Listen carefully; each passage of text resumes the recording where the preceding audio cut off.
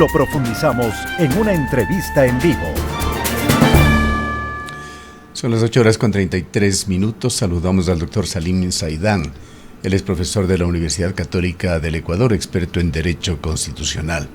Doctor Saidán, quisiera iniciar con una reflexión el diálogo de hoy tras la intensa semana que ha vivido Ecuador. La democracia clásica, la teoría clásica de la democracia, habla de la división de poderes del Estado.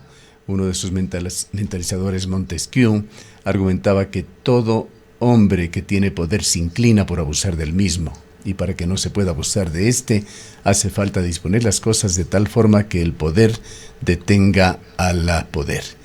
Quisiera preguntarle qué es lo que pasó en Ecuador, cómo la función judicial ha llegado a semejante grado de aberración, volubilidad, habiendo sido cooptada por delincuentes comunes y delincuentes de cuello blanco, como lo están demostrando las investigaciones que se encuentran en marcha en Ecuador. Muy buenos días, estimado. Muy buenos días, estimado Gustavo. Gracias por la invitación. Bueno, lo que estamos presenciando en el país es una crisis institucional agravada, y agravada precisamente por la clase política que tenemos acá en nuestro país, ¿no? Una clase política que siempre está preocupada por defender los intereses de grupo, que no se preocupa por el interés general, por el bien común, sino que prácticamente tiene una agenda partidista en todo lo que hace. Por ejemplo, en la selección de autoridades no han permitido que el Consejo de Participación Ciudadana sea un organismo ciudadano, sino que lo han cooptado los partidos políticos, ¿sí? Y en las distintas conformaciones, usted puede ver que absolutamente todas las conformaciones han respondido a un interés partidista, ¿sí? Sea de un partido, de otro, del Partido Social Cristiano en su momento, de Creo en otro momento, del correísmo en otro momento, pero siempre ha estado cooptado por un partido o movimiento político. Y eso es lamentable porque se suponía, al menos en el ofrecimiento de la Asamblea Constituyente de Montecristi, que iba a ser un organismo que le haga contrapeso al poder político, empoderando a los ciudadanos. Y eso no ha sucedido definitivamente, Gustavo, y lo que hemos tenido es un organismo fácil de controlar. Por el número de miembros, ¿sí? Son tan pocos consejeros que es muy fácil alcanzar la mayoría, ¿no? Con 4 consejeros se alcanza la mayoría y pues sencillamente se coopta el Consejo de la Judicatura, la Contraloría, la Fiscalía, y ese es un problema. De hecho, uno de los pocos organismos que funciona en el Ecuador son, yo diría, 2, la Fiscalía y la Corte Constitucional, ¿sí? Con sus errores, ¿no? Con sus errores, sin duda la Corte Constitucional ha cometido múltiples errores, pero digamos es un organismo integrado por gente respetable al menos. Y en el caso de la Fiscalía, yo sí tengo que hacer público mi reconocimiento a la valentía de la Fiscal General. Definitivamente es una autoridad muy respetable que se ha ganado la confianza ciudadana por su accionar ágil, oportuno en muchos casos, ¿no? Me parece que al menos el último reducto de respetabilidad en la institucionalidad ecuatoriana son la Fiscalía y la Corte Constitucional, y hay que cuidar justamente esos espacios. Ahora que estamos próximos, justamente el próximo año, a la renovación parcial de la Corte Constitucional y, por otro lado, el cambio de fiscal general. Aquí en Ecuador se ha hablado y desde hace varios años ya de la infiltración de las mafias en la justicia, en la política ecuatoriana. Estas investigaciones que se están dando involucran a partidos políticos, a líderes políticos de Ecuador, sobre quienes hay voces importantes como Cristian Zurita o María Josefa Coronel que piden que la investigación vaya más arriba, mientras los partidos políticos tienen un deterioro ya desde hace muchos años ante los ecuatorianos. Según Latinbarómetro, menos de un 14% de los ecuatorianos confían en ellos. Esto trae también no solo la descomposición entonces del sistema judicial, pero también esta volubilidad en nuestro sistema democrático, cuando en Ecuador hay más de 200 partidos y movimientos políticos que no cuentan con el aprecio, con una buena evaluación de los ecuatorianos. Sí, efectivamente, ese es el origen del problema, estimado Gustavo. Usted ha identificado el origen del problema.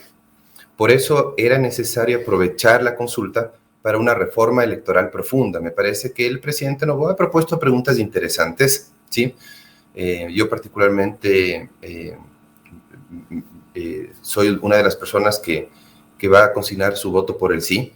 Sin embargo, me parece que desperdició una oportunidad para otro tipo de reformas institucionales.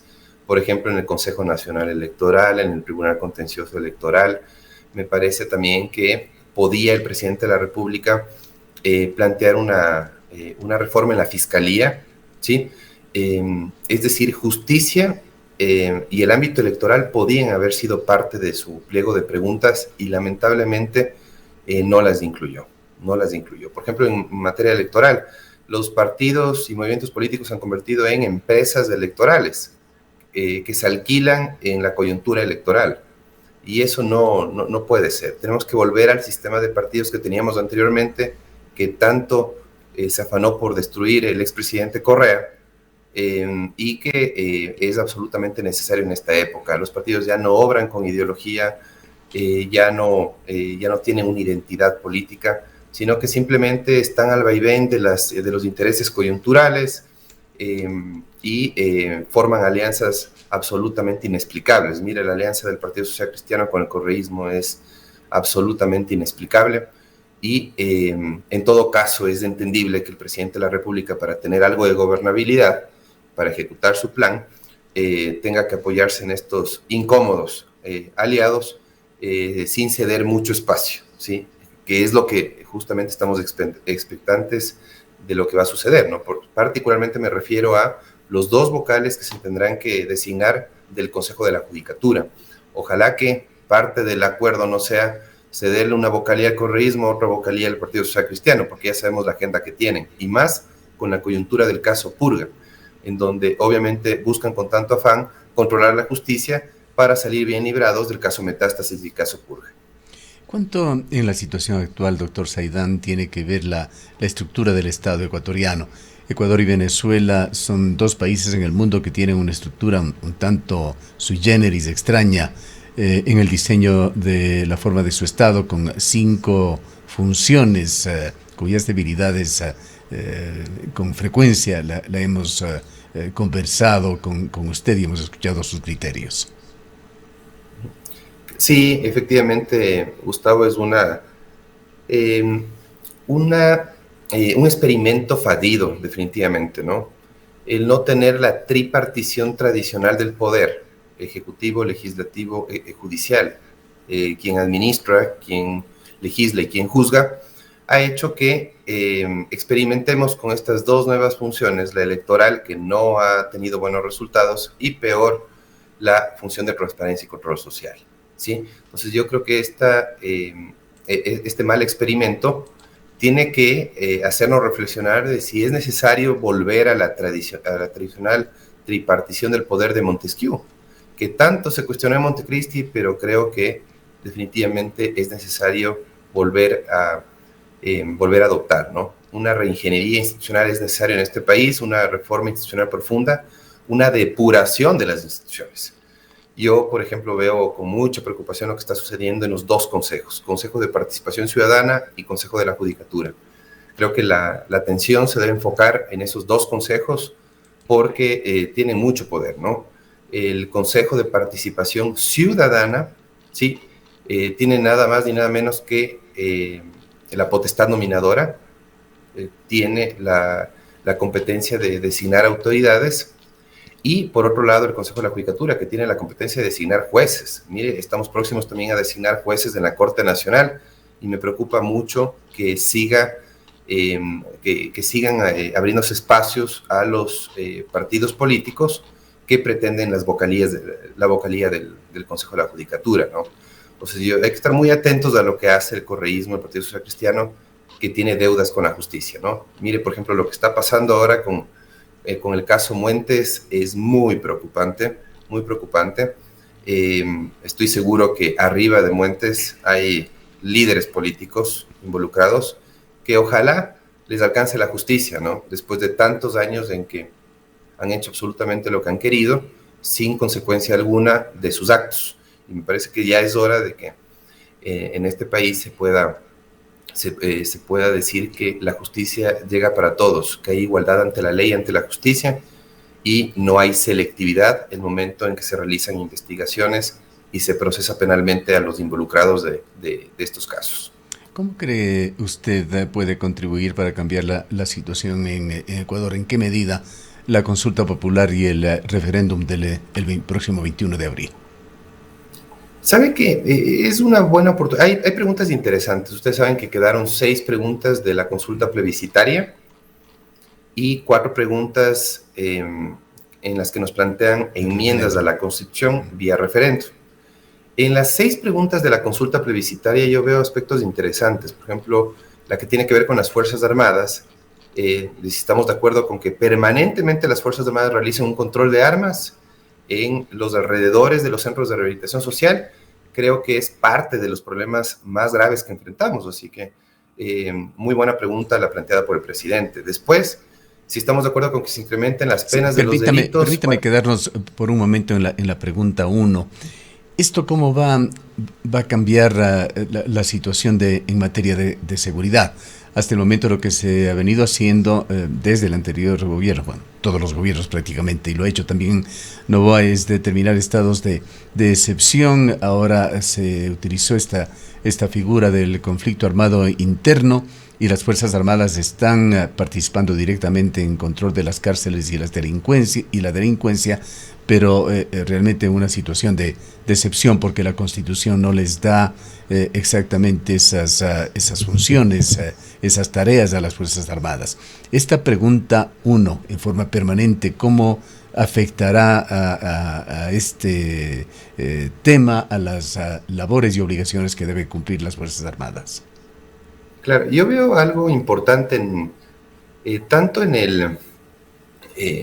este pliego de preguntas como en el dictamen reciente expedido por la Corte Constitucional dentro del estado de excepción por conflicto armado interno, ¿sí? Y yo le diría lo siguiente, ¿no? Primero, que el presidente de la República hace bien en preguntarnos si estamos de acuerdo con que se involucren en el control de las cárceles los miembros de las Fuerzas Armadas. Han dado importantísimos resultados. Usted ha visto que la dirección estratégica de los operativos por parte de las Fuerzas Armadas ha dado evidentes resultados.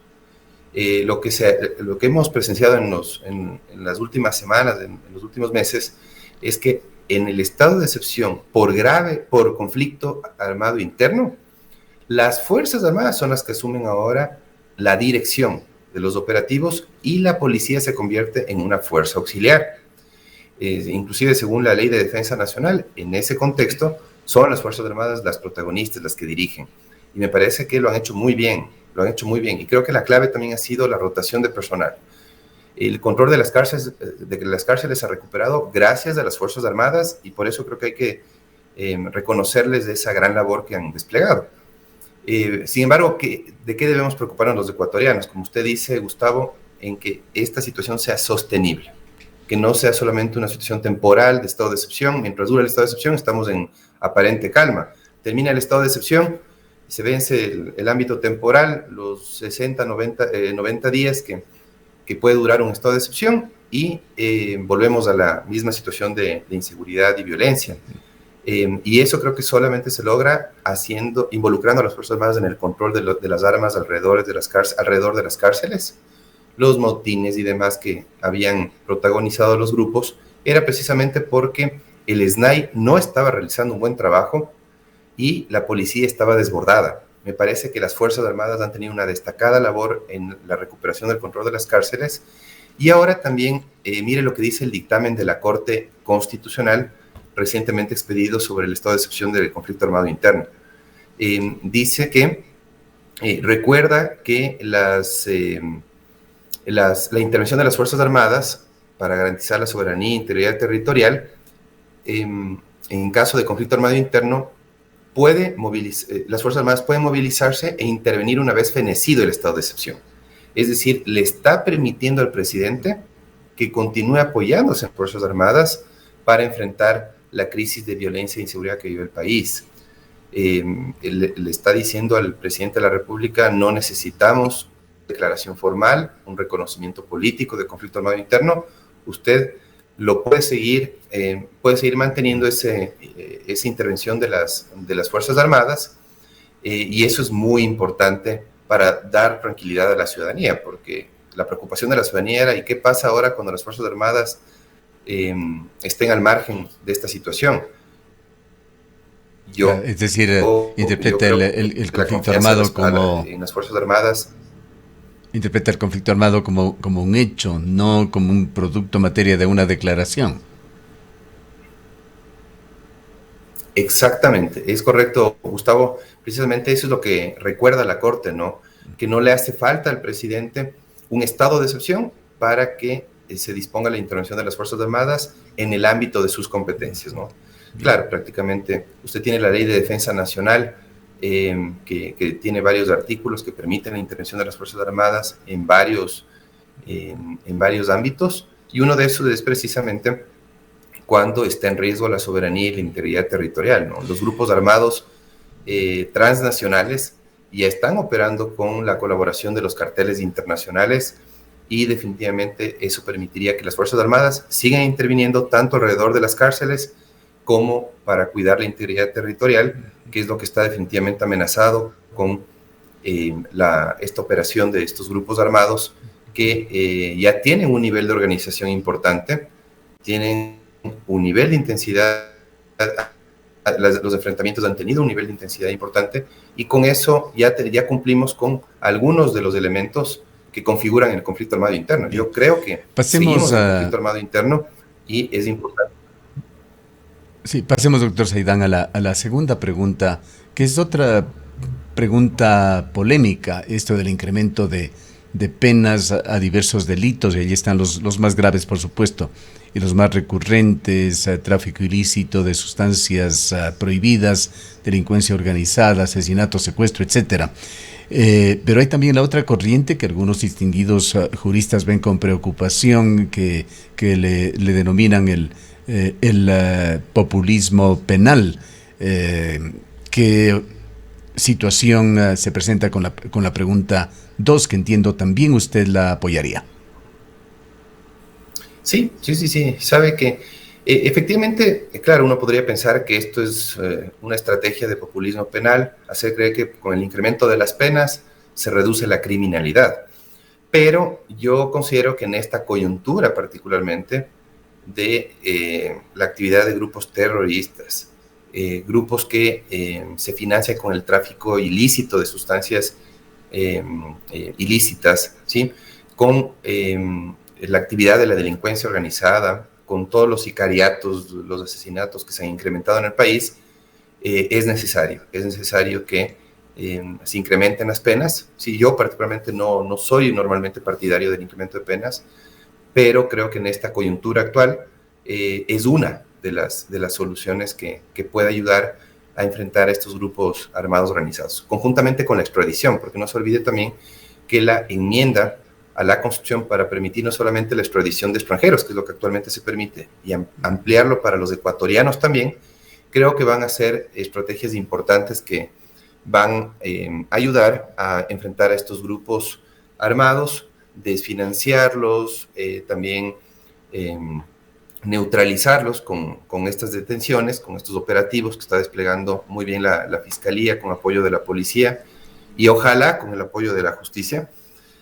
Creo que va a ayudar para combatir al crimen organizado. ¿Qué más dice la consulta popular con problemas que han sido recurrentes en los últimos tiempos, de esa facilidad de los jueces, de los operadores de justicia, de dar un habeas corpus o de inventarse cualquier tipo de resolución para dar libertad? Y se ha visto en muchísimos casos a delincuentes que han sido incluso capturados en situaciones de flagrancia. Esta otra figura del arresto domiciliario, que ha servido como un eufemismo que ha posibilitado incluso la fuga de varios personajes del país. Bueno, efectivamente, en el caso de la consulta plebiscitaria hay dos preguntas interesantes que tienen que ver con la tenencia de armas, ¿no? Aquellas armas de uso privativo de las Fuerzas Armadas o de la policía que estén en manos de los grupos armados organizados derive en un delito. El delito de tenencia o porte de armas que son de uso privativo de la fuerza pública. Interesante esa pregunta. La otra, que las armas que se incautan a estos grupos pasen a ser usadas por la fuerza pública. Interesante también. Y por otro lado, lo que usted menciona, el tema de la justicia constitucional especializada también es muy importante. Eso es parte de la enmienda, de las enmiendas constitucionales. Una enmienda es que si estamos de acuerdo con que existan jueces de instancia, de primera instancia, de las cortes provinciales, que sean especializados en materia constitucional, que tengan formación y experiencia en ese ámbito, para que detener un poco el abuso de las garantías. ¿Por qué digo detener un poco? Porque finalmente es una de las soluciones. Y hemos visto que la Corte Constitucional también puede ayudar cuando emite decisiones que frenen el abuso de las medidas cautelares autónomas. En el caso de Glass, por ejemplo, eso es lo que sucedió. También es importante que con jueces especializados en materia constitucional se pueda frenar la presentación de habeas corpus, como usted lo ha señalado, para evadir la acción de la justicia penal. Se presentan habeas corpus básicamente para dejar sin efectos condenas en el ámbito penal, y no sirve para eso el habeas corpus. El habeas corpus es una garantía que tutela 3 derechos: la integridad, la libertad, la vida de las personas privadas de la libertad, pero cuando se prueban esas vulneraciones en perjuicio de los privados de la libertad. No puede ser utilizado simplemente para evadir condenas en el ámbito penal, no puede ser utilizado para dejar sin efecto sentencias condenatorias, que es lo que ha venido sucediendo por parte de líderes de estas bandas delincuenciales y por parte de políticos que buscan simplemente la impunidad a través de la justicia constitucional.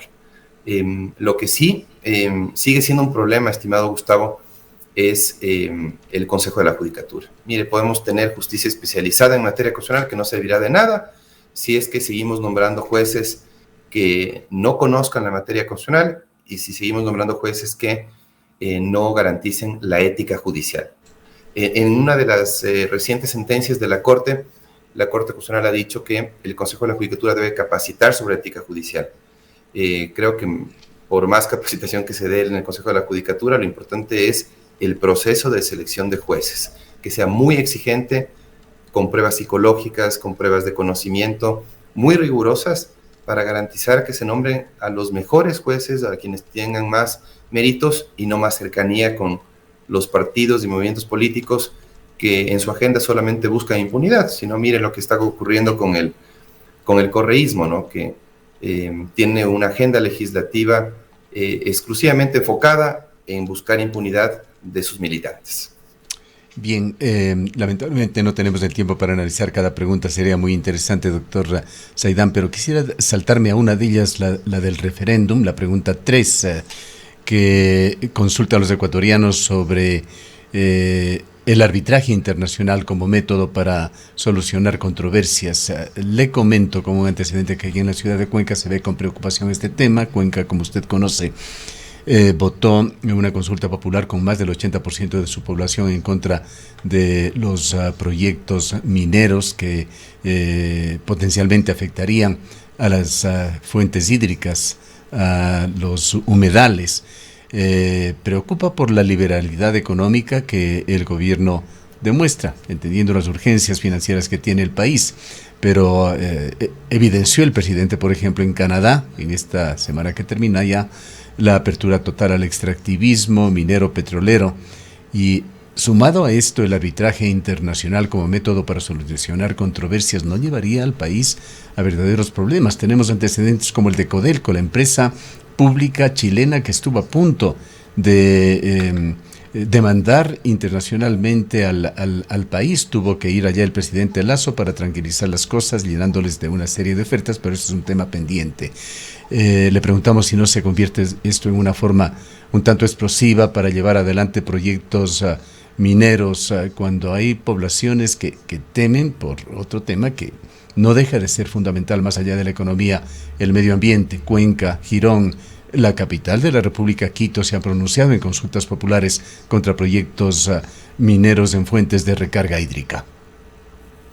Sí, efectivamente es una preocupación válida, razonable, la que tiene la población de la SUAY. y tienen en algunos otros sectores del país, precisamente por la forma como se ha operado en el ámbito petrolero y minero, definitivamente con escaso control por parte de las autoridades estatales, ¿sí? No han respondido por la contaminación que han generado. Me parece a mí que un sector súper importante en nuestro estado es el sector energético, ¿no? Y en el sector energético necesitamos autoridades más firmes que hagan cumplir la ley, los reglamentos a las empresas petroleras y mineras. El problema no es del arbitraje internacional, el problema es que las autoridades en el ámbito energético no han hecho respetar la normativa ecuatoriana a las empresas extranjeras, ¿sí? Muchas veces se han ido del país sin responder por los daños ambientales que han producido, no han cumplido los planes de manejo ambiental, no han cumplido con los procesos de consulta previa a las comunidades, y eso ha derivado en conflictos sociales y ambientales que se podrían haber evitado con una autoridad más firme en el ámbito energético.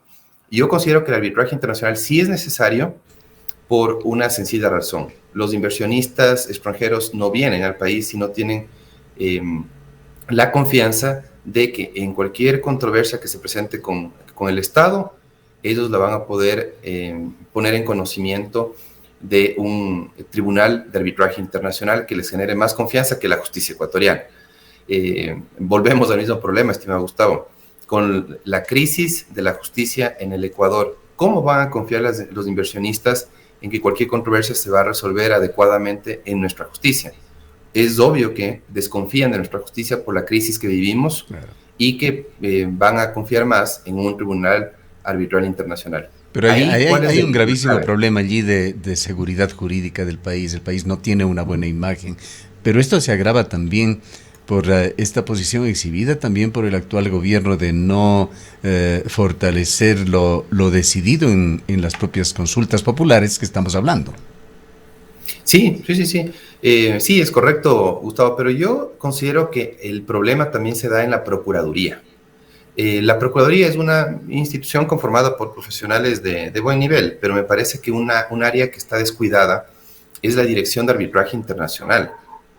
No podemos seguir en la Procuraduría contratando bufetes jurídicos extranjeros, pagando cuantiosos honorarios a bufetes jurídicos extranjeros para que nos ayuden a defendernos en los tribunales arbitrales internacionales. Y perdiendo casi todos los casos desde el Estado. Y perdiendo todos los casos, claro, porque generalmente lo que se dice es que los tribunales arbitrales internacionales realmente fallan a favor de las empresas petroleras y mineras. Lo que pasa es que es deficiente la defensa del Estado, pues. Entonces yo sí creo que es necesario formar abogados ecuatorianos en arbitraje comercial internacional para que realicen un mejor papel cuando comparezcan a estas audiencias en el extranjero, en tribunales arbitrales internacionales. Hace falta profesionalizar el patrocinio del Estado en esa área puntual. Bien, el tiempo no nos da para más. Le agradecemos mucho por habernos atendido, doctor Saidán. Muchísimas gracias, estimado Gustavo. Gracias por la invitación. Declaraciones del doctor Salim Saidán, profesor de la Universidad Católica del Ecuador, experto en Derecho Constitucional. Son las 9:02. En mi futuro, me veo finalizando el máster que siempre quise.